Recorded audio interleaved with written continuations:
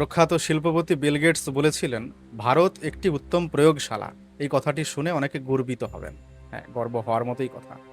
ভারত একটি উত্তম প্রয়োগশালা। বলবেন, উনি তো ভারতের প্রশংসাই করলেন। বেশ বেশ, এবারে শুনুন তিনি কেন এই কথা বলেছিলেন। কারণ তাঁর দেশে যে সমস্ত ওষুধ বা ভ্যাকসিনগুলো আবিষ্কার হওয়ার পরে সরাসরি মানুষের উপর প্রয়োগ করা হয় না, ইঁদুর কিংবা গিনিপিগ কিংবা বানরের উপর প্রয়োগ করা হয়, ভারতে তাঁরা সেই সমস্ত ওষুধ কিংবা ভ্যাকসিনগুলো সরাসরি মানুষের উপর প্রয়োগ করার সুবিধা পান। সেই কারণেই তিনি বলেছিলেন ভারত একটি উত্তম প্রয়োগশালা।